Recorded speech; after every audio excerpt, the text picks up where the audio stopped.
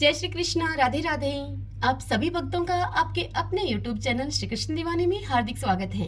आज आप सुन रहे हैं वैशाख मास महात्म्य के 13वें अध्याय की कथा। सर्वप्रथम भगवान का स्मरण करते हुए आप सभी मेरे साथ बोलिए। शांताकारं भुजगशयनं पद्मनाभं सुरेशं विश्वधारं गगनसदृशं मेघवर्णं शुभांगं लक्ष्मीकान्तं कमलनयनं योगिभिद्रियानगमयं वन्दे विष्णुं भवभयहरं सर्वलोकैकनाथम्। ओम नमो भगवते वासुदेवाय। मिथिलापति जनक ने पूछा श्रुतदेव जी से कि हे मुने, इस वैशाख मास में कौन कौन सी तिथियां पुण्यदायिनी हैं?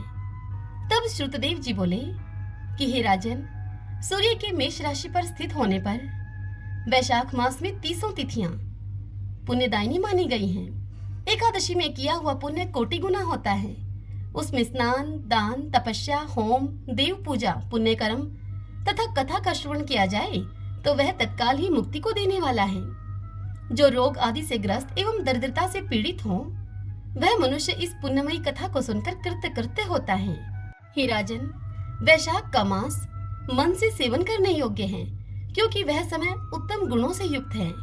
दरिद्र, धनाढ्य, पंगु, अंधा, नपुंसक, विधवा, साधारण स्त्री, पुरुष, बालक, युवा, वृद्ध तथा रोग से पीड़ित मनुष्य ही क्यों न हो, वैशाख मास का धर्म सभी के लिए अत्यंत सुख साध्य है। परम पुण्यमय वैशाख मास में जब सूर्य मेष राशि में स्थित हो, तब पाप नाशनी अमावस्या कोटि गया के समान फल देने वाली होती है। हे राजन, जब पृथ्वी पर राज ऋषि सावर्णी का शासन था, उस समय 30वें कलयुग के अंत में सभी धर्मों का लोप हो चुका था। उसी समय आनर्त देश में धर्मवर्ण नाम से विख्यात एक ब्राह्मण थे। मुनिवर धर्मवर्ण ने उस कलयुग में ही किसी समय महात्मा मुनियों के सत्रयाग में सम्मिलित होने के लिए पुष्कर क्षेत्र की यात्रा की। वहां कुछ व्रतधारी महर्षियों ने कलयुग की प्रशंसा करते हुए इस प्रकार से कहा था। उन व्रतधारियों ने कहा था कि सतयुग में भगवान विष्णु को संतुष्ट करने वाला जो पुण्य 1 वर्ष में साध्य है, वही पुण्य त्रेता युग में 1 मास में साध्य है और द्वापर युग में 15 दिनों में साध्य होता है। परंतु कलयुग में भगवान विष्णु का स्मरण कर लेने से ही उससे 10 गुना पुण्य होता है। कली में बहुत थोड़ा पुण्य भी कोटि गुना होता है। जो एक बार भी भगवान का नाम लेकर दयादान करता है और दुर्भिक्ष में अन्न देता है, वह मनुष्य निश्चय ही उधर्व लोक में गमन करता है। यह सुनकर देवऋषि नारद हंसते हुए उन्मत्त के समान नृत्य करने लगे। सभासदों ने देवऋषि नारद जी से पूछा कि हे नारद जी, यह क्या बात है? तब बुद्धिमान नारद जी ने हंसते हुए उन सबको उत्तर दिया। नारद जी ने कहा कि आप लोगों का कथन सत्य है। इसमें संदेह नहीं है कि कलयुग में स्वल्प कर्म से ही महान पुण्य का साधन किया जाता है तथा कलेशों का नाश करने वाले भगवान केशव स्मरण करने मात्र से ही प्रसन्न हो जाते हैं। किंतु फिर भी मैं आप लोगों से यह कहता हूँ कि कलयुग में ये 2 बातें दुर्घट हैं। शिश्नेन्द्रिय का निग्रह और जीवा को वश में रखना, ये दोनों ही बातें दुर्घट हैं। ये दोनों कार्य जो सिद्ध कर ले, वही नारायण स्वरूप है। अतः कलयुग में आपको यहाँ नहीं ठहरना चाहिए। नारद जी की इस बात को सुनकर उत्तम व्रत का पालन करने वाले महर्षि शेषा यज्ञ को समाप्त करके सुख पूर्वक चले गए। धर्म वर्ण ब्राह्मण ने भी यह बात सुनकर भूलोक को त्याग देने का विचार किया।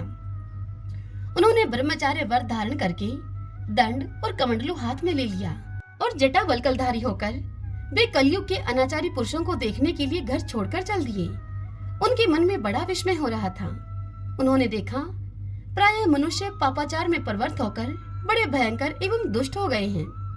ब्राह्मण पाखंडी हो चले हैं, शूद्र संन्यास धारण करते हैं, पत्नी अपने पति से द्वेष रखती है, शिष्य गुरु से वैर करता है, सेवक स्वामी के और पुत्र पिता के घात में लगा हुआ है।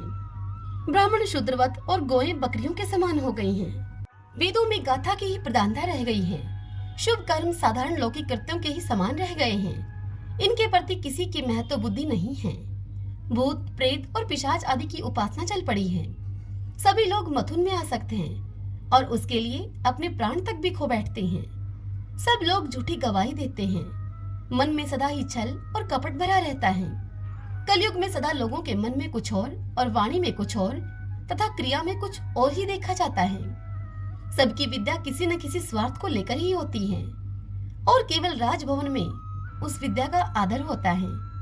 संगीत आदि कलात्मक विद्याएं भी राजाओं को प्रिय हैं। कलयुग में अधम मनुष्य पूजे जाते हैं और श्रेष्ठ पुरुषों की अवहेलना होती है।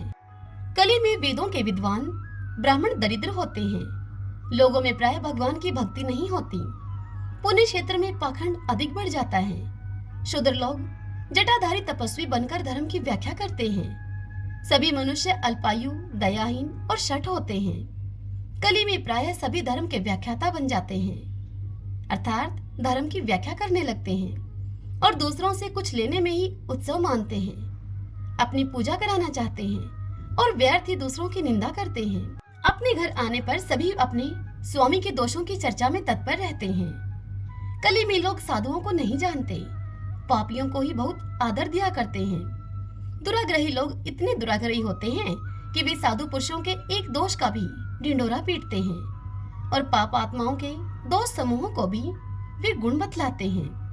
कली में गुणहीन मनुष्य दूसरों के गुण को न देखकर उनके दोष को ही ग्रहण करते हैं। जैसे पानी में रहने वाली जोंक प्राणियों के रक्त को पीती है, जल नहीं पीती, ठीक उसी प्रकार जोंक के धर्म से संयुक्त होकर मनुष्य दूसरे का रक्त चूसते हैं। औषधियां शक्तिहीन होती हैं, ऋतुओं में उलटफेर हो जाता है, सब राष्ट्रों में अकाल पड़ता है, कन्या योग्य समय में संतान उत्पत्ति नहीं करती। लोग नट और नर्तकों की विद्याओं से विशेष प्रेम करते हैं। जो वेद वेदांत की विद्याओं में तत्पर और अधिक गुणवान हैं, उन्हें अज्ञानी मनुष्य सेवक की दृष्टि से देखते हैं। वे सब के सब भ्रष्ट होते हैं। कलयुग में प्रायः लोग श्राद्ध कर्म का त्याग करते हैं, वैदिक कर्मों को छोड़ बैठते हैं। प्रायः उनकी जीवा पर भगवान विष्णु के नाम कभी नहीं आते। लोग श्रृंगार रस में आनंद का अनुभव करते हैं और उसी के गीत गाते हैं। कलयुग के मनुष्यों में न कभी भगवान विष्णु की सेवा देखी जाती है, न ही शास्त्रीय चर्चा होती है और न ही कहीं यज्ञ की दीक्षा है। न विचार का लेश है, न तीर्थ यात्रा है और न दान धर्म ही होते देखे जाते हैं। ये कितने आश्चर्य की बात है। हरि ओम तत्सत। ओम नमो भगवते वासुदेवाय। ओम माधवाय नमो नमः। आइए भगतजनों, अब हम वैशाख स्नान के आज की कथा का श्रवण करते हैं। छोटा सा गांव था। उस गांव में दो दोस्त रहा करते थे। एक का नाम था भोला और दूसरे दोस्त का नाम था नंदू। दोनों ही विष्णु भगवान के परम भक्त थे। वे दोनों ही विष्णु भगवान की पूजा बड़ी विधि विधान से किया करते थे। वे दोनों हमेशा की तरह मेहनत मजदूरी करने के लिए गांव से शहर को जाया करते थे। उस दिन भी वह मेहनत मजदूरी करने के लिए गांव से शहर जा रहे थे। जंगल के रास्ते में जब वह जा रहे थे तो उनके रास्ते में भगवान विष्णु का एक मंदिर था।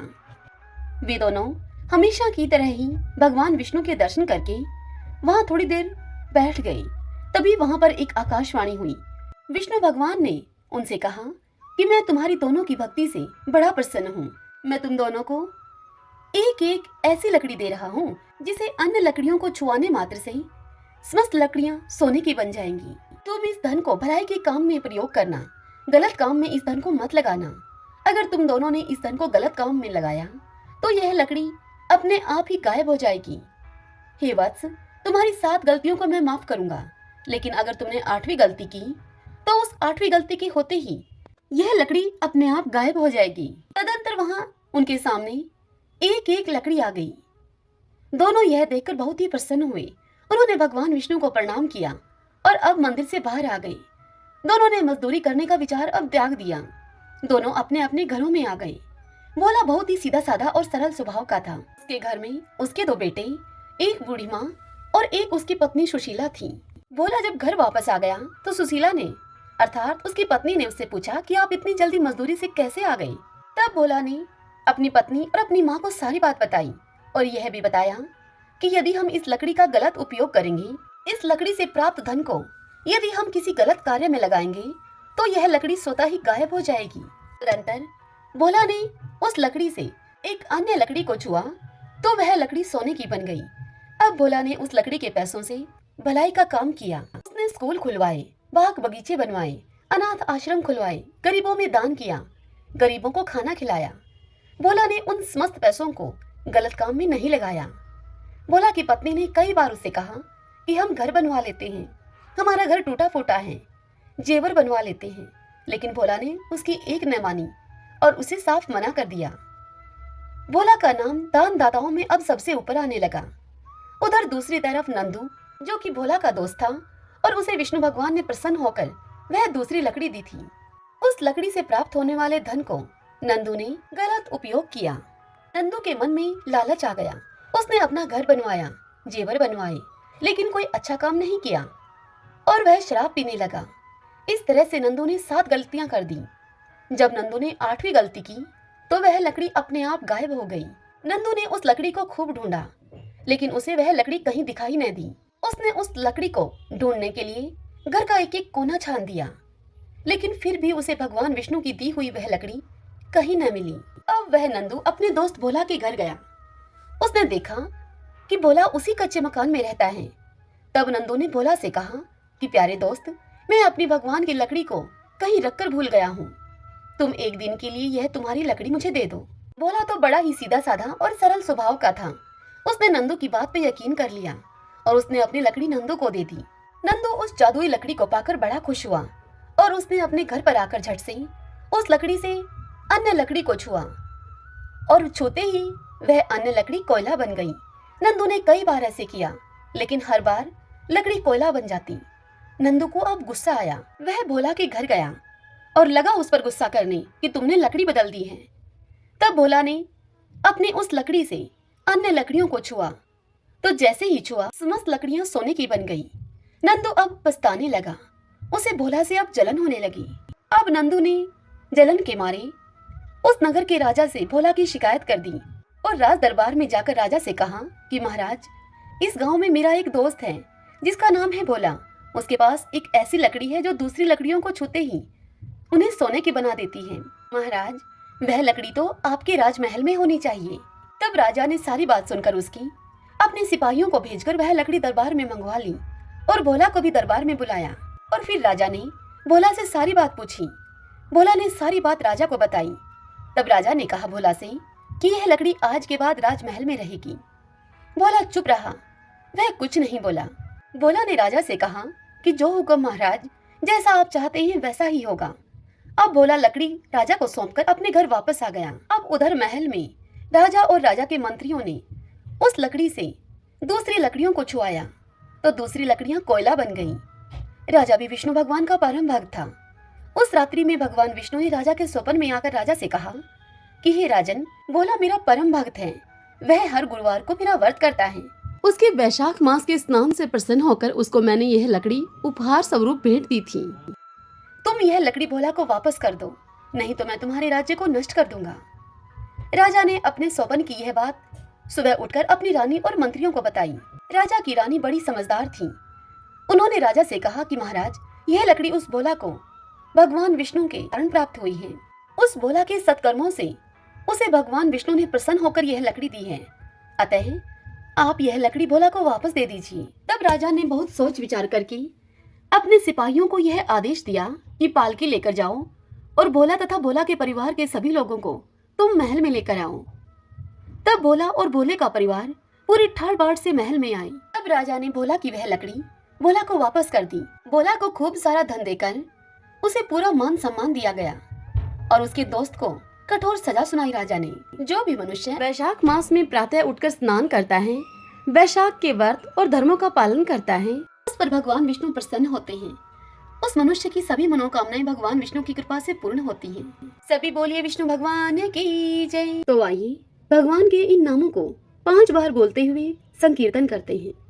श्री कृष्ण गोविंदे हरि मुरारी, हे नाथ नारायण वासुदेव। श्री कृष्ण गोविंदे हरि मुरारी, हे नाथ नारायण वासुदेव। श्री कृष्ण गोविंदे हरि मुरारी, हे नाथ नारायण वासुदेव। श्री कृष्ण गोविंदे हरि मुरारी, हे नाथ नारायण वासुदेव। श्री कृष्ण गोविंदे हरे मुरारी, हे नाथ नारायण वासुदेव। सभी बोलिए विष्णु भगवान की जय। श्री राधा कृष्णाभ्याम नमो नमः।